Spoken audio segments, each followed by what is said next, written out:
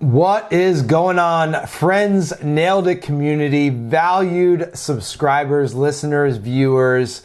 I love you guys. This is 100 episodes of the Nailed It podcast. So I've been thinking about this one for a couple weeks now, obviously knowing that this milestone is coming up, and I want to do something a little bit special. My original idea was to do 100 lessons learned from 100 episodes. But number one, I didn't really want to do all that work and come up with a list of 100, which really isn't that much work. I could probably come up with that list in probably under an hour. But more importantly, I didn't just want to sit here and list out 100 different things that I wasn't going to be able to dig into and go into in any depth, because I didn't really think that would provide a lot of value to you guys, right? So I came up with a list of 10 business lessons learned from 100 episodes of podcasting. And these are in no particular order. These are maybe not even my top 10, but after combing through my content, not actually listening to all of it, but just going through the episodes and, the guests and reflecting on different conversations and things like that, I extracted these 10 lessons that are kind of like the common denominators of success that I've seen among some of the things that I've talked about on my solo episodes, some of the experiences that I've had in business, and then most importantly, more significantly, extracting some of these lessons and insights and commonalities from the guests, from the amazing guests that we've had here on the show. We've had leaders from the construction industry, from the roofing industry. We've had owners and CEOs of $100 million companies. We've had owners of some of the top 100 roofing companies in the US. We've got guys and girls that are, smaller companies that are looking to get to that first, $1 or $2 million mark, and really everywhere in between. We've got sales leaders, we've got marketing leaders, we've got people that are big on culture and core values and things like that, from really all walks of life, from all different aspects of the roofing and contracting industry. And I try to extract, some of the common themes that come up over and over and over again. And this list was actually pretty easy to make. I made it in about 10 minutes because these are things that, I love the podcast because I love to share the value with you guys, but I get to have conversations with some pretty awesome people. So I'm always taking notes, I'm always learning things, I'm always trying to apply these different lessons in my own business, in my own life, things that I can share with others here on the show, things I can share when I go to events, whether we're speaking or attending or whatever it might be. So I'm going to share with you the 10 lessons, or not the 10 lessons, but 10 lessons, because there are more than 10, but 10 lessons for today on the first 100 episodes of the Nailed It show. But before we get into that, I want to share two things with you that I don't normally get into, but since we're at this milestone, I want to take a little bit extra time, if you will, to share a couple things with you. So, number one would be a call to action. I want to share a call to action with you. How nice of me, right? I don't normally have call to actions, and this is not a sales pitch or anything like that. This is simply, if you have gotten value out of this content over the past, I don't even know when we started the podcast, a year and a half ago maybe. If you've gotten value out of the podcast, out of the show, out of any of the content that I put out, that we put out as a company, I would absolutely love it and appreciate it if you could go to your podcast listening app of choice and leave a rating, leave a review, make sure you're definitely subscribed, so that way we can reach more people. And the benefit to you of us reaching more people is that we get to have more amazing guests on that we can extract more value from and share those insights with everyone. So the more people that are exposed to this content, the more people we can have in our ecosystem, in our community, in our Facebook group, listening to the content, and then as guests on our show so that we can help one another level up. A rising tide lifts all ships, so we can all help one another level up at the same time simply by liking, subscribing, rating, reviewing the podcast. If you're over on YouTube, subscribe to our channel, share it with a friend, share it with a colleague, follow us on social media on our Contractor Dynamics social media channels. Follow me on Facebook, Joseph Hughes, on LinkedIn, Joseph Hughes, on Instagram at Hey Joseph Hughes on Instagram. Really active on there in the DMs and everything like that. So let's just continue to build this community. I know that I'm talking to a camera here. I got a microphone going. Like, we're not face to face, but I feel like this is a community because I know that a lot of us get to meet in person at some of the industry events. We get to collaborate inside our Facebook group, our Nailed It Facebook group, which is, by the way, a free Facebook group if you want to check that out. And then some of us get to interact as clients inside our marketing training programs, which is awesome. So whatever the situation is, whatever our relationship is, I hope that we have provided you with value and, simply share this and spread the love. That's all I ask. And then number 2, before we get into the 10 lessons, I want to share, I don't normally do this. I think we all have like a propensity to like want to talk about others and share others and not so much talk about ourselves. However, I've been on a few podcasts lately as a guest and I've been sharing my story, the story of Contractor Dynamics, and I want to share it here. I want to be pretty brief with it because it's kind of still like the preamble to the episode, if you will. But I want to share it here to give you some context because I know that we've got a lot of new listeners. We've got a lot of people that have been listening and watching for a while that probably don't know what we do. And I know for a fact that one of the weaknesses here that I have, that Contractor Dynamics has, is that while we're really good at putting out a lot of content consistently just like this, we are not so good at letting people know exactly what we do and how we can help them. We actually just onboarded a brand new client yesterday, a small roofing company owner in Florida. I said, hey, we've never interacted or we've never met or anything. You just sent me a DM one day and you wanted to learn more about what we do. And the next day you're a client and here we are onboarding you. I'm like, what's your story? Because that doesn't normally happen, right? So he's like, no, I've been following your content for a while. I wasn't really sure exactly what you did. I knew it was something related to marketing, but I heard you do a brief interview on a show on YouTube recently, and it really clicked as to what you guys do, and that's exactly what I was looking for. So I want to share this story, not just to try to sell or anything like that, but to share some context because value alignment is key. And if our values align and if we can help you solve a problem, we can help you get unstuck, we can help you grow your business, then I want to, do you a service and let you know how we can help you do that. And then the other side of that really is there's a lot of information out there, right? There's a lot of noise out there these days. There's a lot that we can pay attention to, a lot that we shouldn't pay attention to. And it's really important to know where this information is coming from. Is this good info? Is this guy just spewing nonsense? Does this guy have some real business chops? Should I be listening to him? That sort of thing. So I want to share because having the context for your information is super important. All right, so let me try to make this short. As a quick backstory, my name is Joe Hughes. I am the owner here at Contractor Dynamics, the company behind the Nailed It podcast, behind the Nailed It Facebook group. I live here at the Jersey Shore with my wife of 12 years and our 10-year-old son, our 7-year-old daughter, and our 1-year-old dog. And we live near the beach, a couple miles from the beach, so we love it down here. My wife and I both grew up in this town where we live and moved around a little bit, went to school up in Boston, lived up in North Jersey for a while, a couple other spots, and then when it was time to start having a family a bunch of years ago, we decided to settle back down where family and friends are, here near the beach, which is what we love. So I grew up here working in my family's construction business. So I know that we probably have a lot of people listening, watching, who are either in family businesses right now or have been in family businesses. Maybe you're working for a family business or you have worked for one, whatever. The family business atmosphere is kind of, everywhere, right? So I grew up in my family's business called Hughes Marine Firms.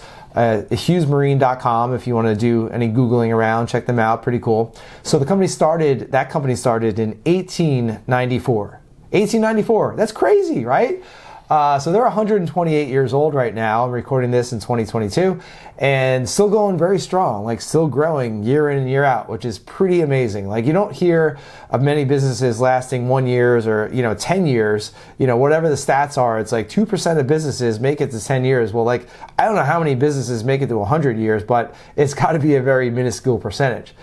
Anyway, that company is a maritime construction and transportation, equipment rental, real estate company. It's kind of a conglomerate of a few different companies wrapped up into Hughes Marine firms. It actually is a few different firms in one. And I got to learn a lot in that family business. I started when I was 14. My first job was getting in the back of a pickup truck, in the back seat, not the cab, the back seat of a pickup truck, and waking up at 5 a.m., going to work the shift up in the shipyard in Brooklyn, New York, the 7 a.m. to 3 p.m. blue collar shift, and doing a bunch of blue collar stuff, right? Painting barges and tugboats, welding steel, driving a forklift, driving a tugboat, doing all sorts of random things, and working alongside of people from literally all over the world, from all walks of life. Like, really got to know different perspectives and things like that. So tremendous experience working there in the summers, and then in college working there winters and spring break and everything like that. And then I got the opportunity to work in the office, the headquarters here in New Jersey, for about 7 years after graduating college, and got to learn so much about business. Like, we're a small business. We had probably 10 people in the office and 20 or 30 outside the shipyard. So we got to learn everything from like sales and marketing and business development, and going to meet with customers, and project management and business planning and banking and insurance and HR and hiring and things like that. So a lot of different aspects. It was really, I have a business degree from business school, but like, you really don't learn until you like get into the trenches and actually like do business, right? You can read all the textbooks you want, but it's not until you're actually like at the conference room table, like in the boardroom, having conversations, dealing with people and real issues, that you really like get your business chops, right? Your business degree. So I learned a lot, had a really good opportunity to learn from my dad and my uncles, my cousins and family members. Really, really cool. I left that business in 2012. I left on good terms, right? So I qualify that because on surface level, it's like, well, you got a 100-year-old business, you're a 6th generation family member, like, job security, like all this stuff. Like, why would you leave unless you got in a fight with your family member or something like that, right? Well, that wasn't the case. I left on good terms. I still have amazing relationships with all my family members. And some of you might understand this if you're, entrepreneurs. I had the desire, I had the calling, I had the burning fire within to go out there and start something of my own. As grateful as I was for the experience, for the opportunity to be in the family biz, I had this desire to say, hey, you know what? I've got one life to live, and I want to go out there and create something of my own, see what I can do out in this big wide world. So that's exactly what I did. I left in 2012. I kind of figured it out for a few months, and in 2013, I started Contractor Dynamics. So we are going on our 10th year, believe it or not. We still, I feel very much like a startup. I feel, this scrappy small business kind of growing and all, that sort of thing. We've got a lot of traction. We got a lot of good systems and people and things like that. But I still feel like, I'm still as hungry as a startup. I guess that's the way to put it.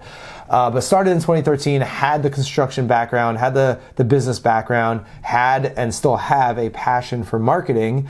And I saw the huge need for marketing in the construction industry, as there still is today.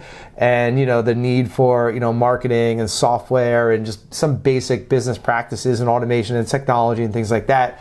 So I said, why not combine my passion with my background and start Contractor Dynamics? So that's what I did. For the first 7 years, ran a full service marketing agency where we built websites, ran ads, did SEO, did all those things. And then in 2019, we transitioned away from those, what we call done for you services, into a training company. So what we are today, we are 100% a marketing training company. What the heck does that mean?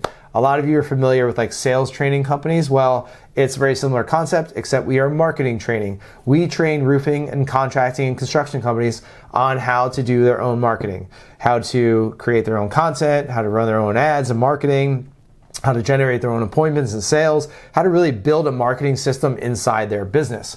And the reason I share that, and the reason that that's important, is because if you take nothing else from this episode, if you stop this episode in 2 minutes after I get done with this little rant, then you will have gotten a ton of value out of this, because I want to share this because it's a mindset shift, okay? So what most contracting companies do is they're like, I own this contracting company. I don't know marketing. I don't want to figure it out. I'm already working 14 hours a day. I'm already wearing, 12 different hats. I don't want to figure this marketing thing out. I just want to, pay someone else to figure it out, pay an agency, pay a marketer, buy some leads, whatever, to make my phone ring, okay? That worked back in 2015, 2016. Like, we did that for clients and we did really well at it. We built a whole company and team and agency off of that. But, 2017, 2018, 2019, more people, more businesses on social media, on the web, more content out there. We're inundated. Our attention spans are shorter.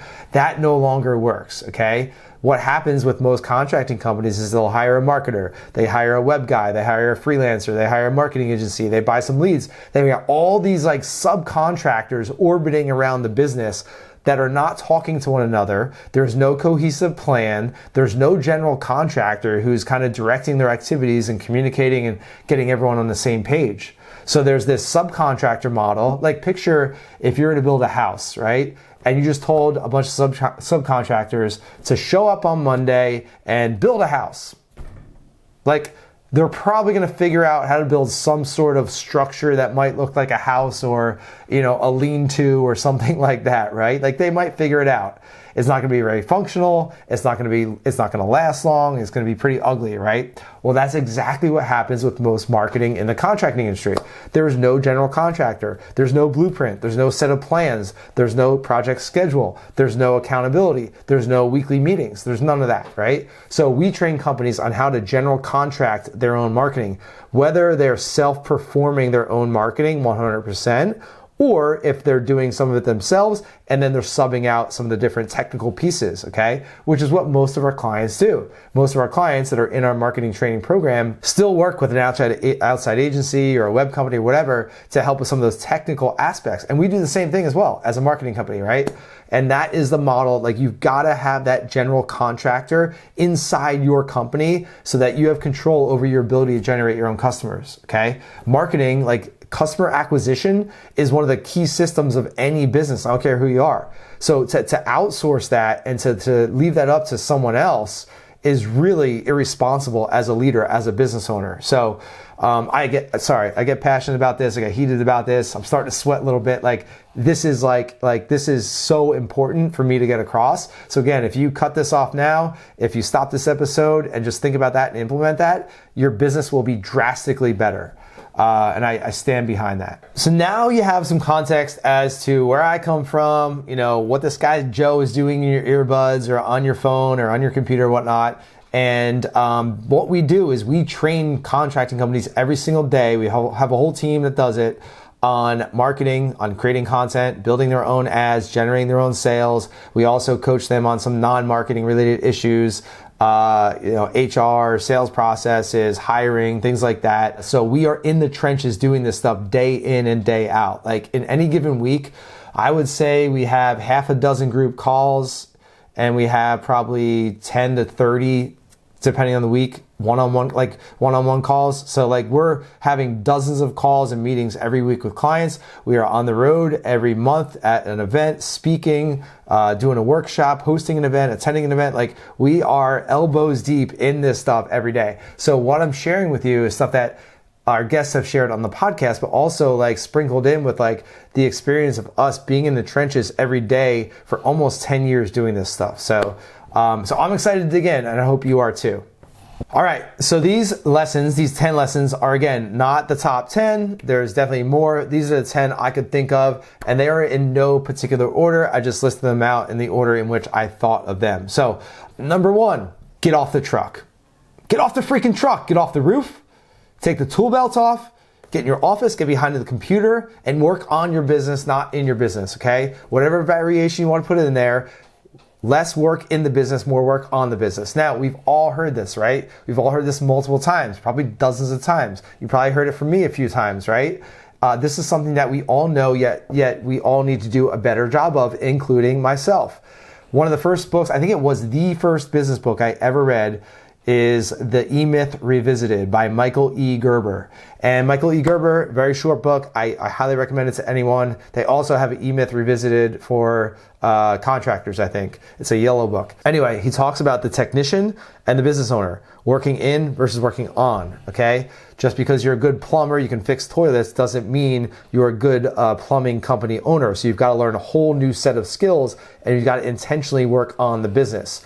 And so whether that's getting out of the truck, whether it's getting off the roof, whether it's taking the tool belts off, getting out of the fields into the office, you don't need to sit at a computer like I do for 10 hours a day, but like you've got to be working more on the business more intentionally. The leaders, the CEOs of big companies that I've had on my show, they are not out in the field. They're not on the roof. They're not in the truck. They're in the office, they're leading their team, they're working on strategy, or they're in the conference room. Like they are working on the business. They're thinking about high level problem solving, systems and things like that. They're hiring people, they're building culture, they're communicating the vision, the mission and core values, and they're driving that ship. So take it from me, take it from some of the amazing guests we've had on our show. I'm not going to name any in particular, but every leader that is building something cool is, they're not 100% working on the business, but like they're moving in that direction, right? They're intentionally focused on doing less in the business and more on the business. And that's something that we have done this year as a company at Contractor Dynamics. We have been following EOS Worldwide, the entrepreneurial operating system. And I've been focused on delegating and elevating and building our team and working less in the business so I can develop leaders and grow the company and have a bigger impact. Number 2, have a clear vision of where you're going. Okay, different ways to phrase this. Stephen Covey, start with the end in mind. Have a clear vision, know where you're going. This is going to help you build a game plan so you can actually get there, right? It's really hard to know if we hit our goals or know what to do or know what steps to make or know what next hires to make if we don't know where we're going, if we don't have that clear vision. On top of that, it's really hard to recruit people to join our mission if we are not clear on that vision and if we're not communicating that with our team. One of the best resources I have on this is a book called Vivid Vision by Cameron Herold. Amazing book. Small book, you can read it in an hour or two, but it's one of those books where you need to read it and then actually do the exercise. He guides you through creating a 3-year vision for your business, like a real painted picture of exactly what your business looks like 36 months from now. Really powerful stuff. We went through it earlier this year in my Impact Syndicate Mastermind. I've gone through the book several times. I continue to work and refine my vivid vision so that I have that for myself as a leader, but I can also share that with our team to let everyone know like where we're going, right? Because we need everyone rowing in the same direction. And it's amazing to me how many people just continue to work hard and don't have that vivid vision. They don't know where they're going. They don't know what they want to build. That can include how big do you want your company to be? How many people do you want? What do you want your team to look like? How many locations do you have? How many services or products do you want to offer? All that sort of thing. How many jobs do you want to do every year, every month, or whatever it might be. All those detailed things you need to get clear on before you can recruit people to join your mission. I'll get into that a little bit when I get into alignment, but having a clear vision, take the time to do that. It is super important. Number 3, leaders create leaders. This is something that I picked up early on after, I think it was Kurt Lennington of Linear Roofing. It was Logan Graff of Crest Roofing, some of the bigger dogs, some of the top 100 roofing companies in the country, talking about what they focus on every day is not working with their customers, not working with projects. It's leading leaders, it's creating leaders, and not just leaders in business, but even some of the smaller companies. My buddy Sam Kaufman at Level 1 Construction in Charleston, South Carolina, smaller company, growing a big company, but he's focused. I think they have meetings every other week, every other Monday or whatever it is. They're working on personal development things with their team. They're working on things like, how to budget, how to save money for a house, how to get, clear up your credit, how to maybe stop some destructive personal habits that you might have, how to have better relationships with your spouse or your family, all these things, right? So leaders create leaders, not just in business, but they're creating overall well-rounded leaders focused on personal development, business development, and that's how we get everyone on the same page, going in the same direction.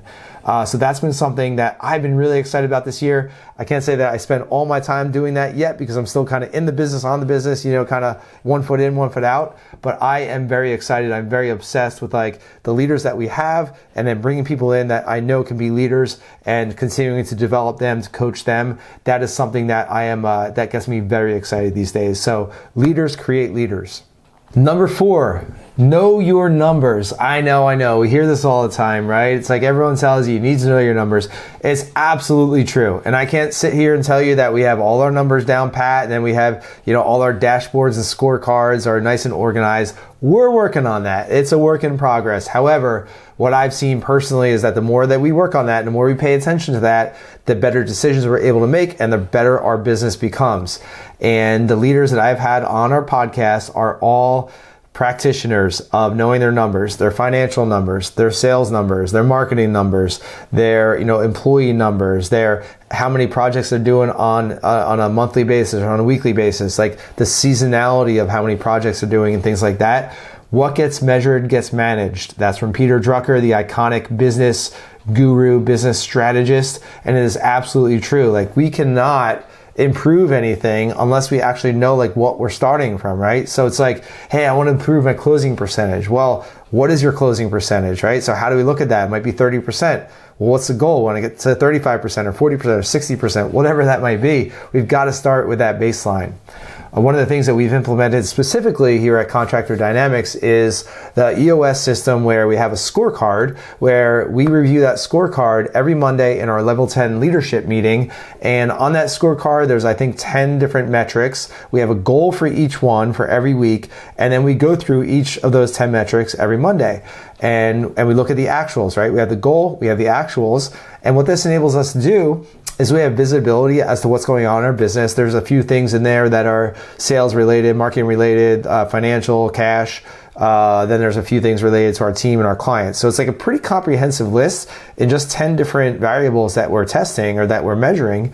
And what that enables us to do, again, is have that visibility, but also we can see trends, okay? So if sales are down, or if sales appointments are down for 3 weeks, well, we know that it's going to result in a slower sales month, right? So we can look at those trends and say, hey, why has this been below our goal for 3 weeks? This is an issue that we then need to address, right? So we're able to identify those trends. We're able to make better decisions about investing in growth, about hiring people, about financials, like whatever it might be. It is so key. We also measure our people, right? So if one of our team members, we have red, yellow, and green. If one of our team members has been yellow for like 2 or 3 weeks in a row, well, like what's going on with that team member? Like why are they yellow? Like do we need to have a meeting? Do we need to have like a sit down? Do we need to help them work through some things? Are they overwhelmed? Like what's going on there, right? So what gets measured gets managed. Know your numbers. One of the resources that can really help with this is the book Traction, which is part of the EOS library. You'll hear me mention Traction and EOS a lot, but that helps you to build out that scorecard that you can then look at. The idea is to be able to look at this scorecard if you were away, if you're away in Fiji for a month, right? And you only looked at that scorecard every single Monday or once a week or whatever, you would have a really good pulse on how the business is operating just by looking at that scorecard. Like that's the goal of that, right? So Traction is a really good resource for that. Know your numbers. Number 5, value alignment is everything. What the heck is value alignment even? I always thought that core values are something that big fancy companies do, and you do your core values, you put them on a plaque in the conference room, and no one ever looks at them, right? And I was always of the mindset of like, all right, well, once we get to like a certain level, whatever that level is, then we become like a real company. Then we need to, be like official and have core values. That's not the case. I would recommend getting clear on your core values, establishing them, sharing with your team as early as possible. We actually didn't start doing it till January of this year, which is really our 9th year in business. I was at a leadership business event and we went through the exercise and I said, you know what? It's time for us to get serious about this. I did the core values, brought the exercise back to the team, went through some things, tweaked some things, and now this year has been transformative for our business. and my life, really, because it's that important, right? We hire, we fire, we reward, we recognize by our core values. You'll see a lot of them in our content. We have our purpose, our vision, our purpose, our core values, like communicated with our team.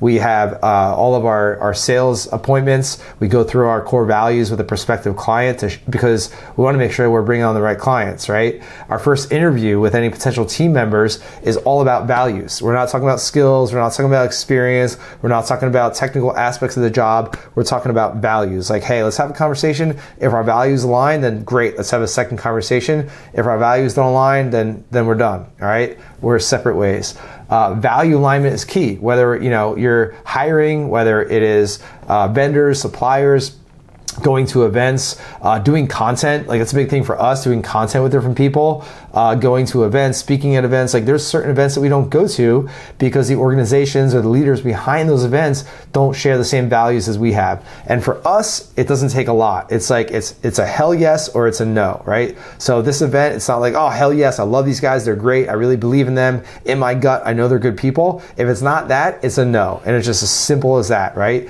Value alignment is everything.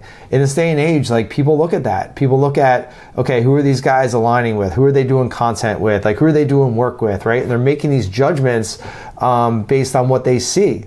And that's one part of it. The other part of it is like it's real integrity. Like I want to be integral with our values and make sure that we're only doing business with people that we love and that we share values with, and we only have people on our team that share those values. So get clear on core values. There's a lot of resources on core values. Go through you can go to eosworldwide.com, check out some of the resources there, and you can Google. There's a whole bunch of books and resources on it. I forget what exactly I consulted, but it's a worthwhile exercise to go through. Doesn't matter if you're a one-man show or you have 100 people in your company. Get clear in your core values and like live and die by them. Like we share them in our content. Like we have a Slack channel on our team.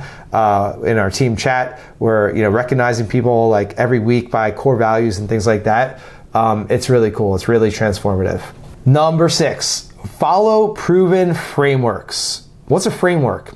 So there's systems, there's processes, there's frameworks for the way we do things. Frameworks to me is like when you frame out a house or you frame out a building, like that's the frame, right? You can have different floors, you can have different interiors, painting, wallpaper, whatever. Things are going to look different, but like there's the frame is like the same, right? Like you have the foundation, you have the frame, you have all the other components of that building. So you might have a sales framework, you might have a marketing framework, you might have a framework for hiring, you might have a production framework for the way that you do the bills and things like that, whatever you're doing. So what this enables you to do is not figure out everything from scratch, not try to figure out everything on your own. I tried to figure out everything on my own the first 3 years in business. I thought for some reason that we were unique, and also it's my personality, like that blue collar work ethic where like I'm an individual type worker. Like I do better working by myself and then like collaborating, then meeting with other people versus like sitting around a conference room and working together. So I'm like a more individualistic worker. So I just want to figure out everything on my own. The first 3 years of our business, I struggled. We didn't get a lot of traction. We didn't have a lot of business success. I didn't make a lot of money. It wasn't until 3 years in, I hired my first business coach, Tim, to where I was like, whoa, wait a second, like my business model is not unique. Like I can learn from these guys. I can learn from these guys. I'm not going to, eliminate the mistakes I'm going to make, but I can limit them, right? I can shorten that learning curve a little bit. I'm still going to have bumps and bruises along the way and hurdles along the way and setbacks, but maybe I can minimize some of those, right? Maybe I can make that journey a little bit more enjoyable because we're sharing it with other people and we're learning from one another. And maybe it's a little bit less stressful and things like that, right? So follow proven frameworks. This could be like a mastermind program. This could be a marketing training program. Wink, wink. This could be a sales training program. It could be, going to a conference and learning from others. It could be, reading a book and implementing like EOS Worldwide, the entrepreneurial operating system. That is a framework in which we operate our business. Okay. I could try to figure out, a way to have meetings and to have all this, rocks and all these other things. But it's like, why try to reinvent the wheel? Like this system has been tested on thousands of companies very successfully. Like, why not tap into that and utilize that framework instead of trying to figure out on our own? So that's something that that we've utilized, something that our guests, all the success, I wouldn't say all, but like most of the successful ones, they're not trying to reinvent the wheel. And in a lot of cases, they're very simplistic, right? Like maybe they're not the smartest people, and maybe they know that. Like I'm not the smartest guy, so that's why I like to follow frameworks, right? But it's like the smart people almost overcomplicate things, whereas like if you don't know any better, you just kind of follow the script and you follow the system, right? And you get success that way. So follow frameworks, huge commonality among a lot of the guests that we've had on our show. Number 7, challenge your assumptions. We all have assumptions. Assumptions are beliefs that we have about the way the world operates, the way that business is supposed to be, the way that our bodies move, the way that our relationships are, the way that the world operates, assumptions about how much money I can make or how big I can grow my business or how much demand there is in the market, like whatever it might be, right? Sorry, got a phone call. Anyway, we all have these assumptions. And when we're operating in our own head and we're not like sharing with others and we're not like getting out there in the world, it can be really stressful because we have these assumptions. But when we go to events or when we travel or when we get into like a coaching group or a mastermind group or we get a mentor or we're simply like, picking the brain of some other business owner that may or may not be in our industry, it doesn't really matter. But getting these different perspectives, like that's why I love traveling. That's why I love going to events, meeting with people. Like you get these different perspectives. You can see how people think. You can see how they operate. You can see how they make decisions. You can see their assumptions, and you might see like why they are maybe where you want to go. Maybe they're a few steps ahead, right? So challenge your assumptions. I'm a big fan of that. There's a book called The Road Less Stupid. Right? The Road Less Stupid, Keith Cunningham. Really good book, and it really encourages you to ask a lot of really good questions, ask the right questions, ask the question that you might not be asking yourself in order to find different answers, in order to challenge your assumptions. That's probably one of my top 5 books of all time, The Road Less Stupid. So check that out. Number 8, take time to think. This is something that we probably all know we should do more of, but if you're like me, you're a hard worker, you're grinding from sun up to sundown, whether it's business, family, fitness, like everything in between, and we don't take enough time to think, right? I am a hard worker. Like a good work ethic is something that is definitely an asset for me. But it's also a double-edged sword. That can be a liability because a lot of times I'll put my head down. I don't have coffee here. I'll slam a lot of coffee and I'll just get to work, right? But we don't want to like do a lot of work and work really hard if we're not going in the right direction or if we don't know which direction we're going in, right?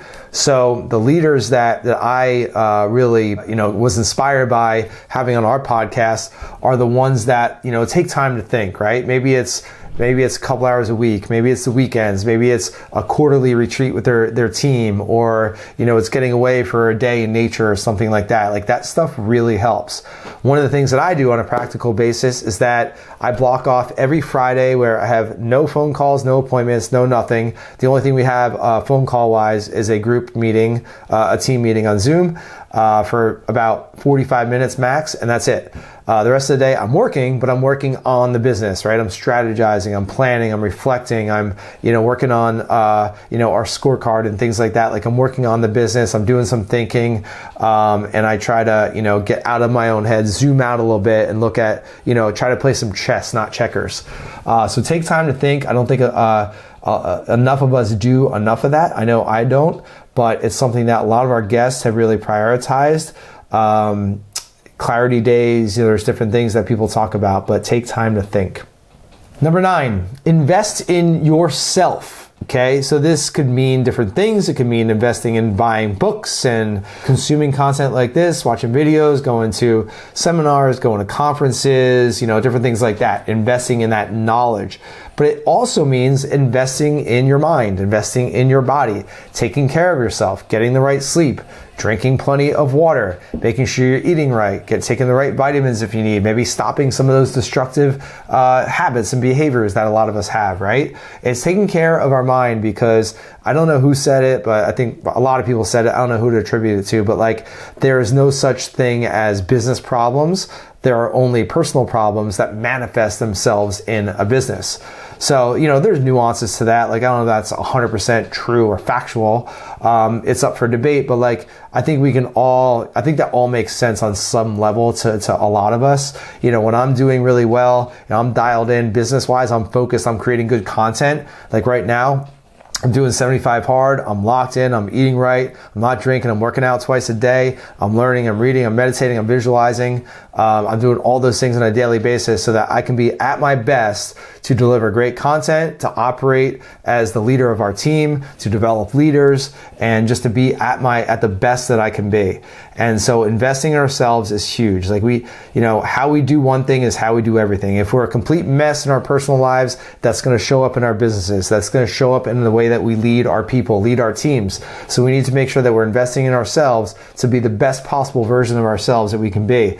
I'm a huge personal development nerd. I always have been. I always will be. It's just something that is it's awesome. And I know a lot of you are as well. So invest in yourself. Don't forget about that. Be intentional about that. All right. Number 10, drum roll. The number 10 is do the work.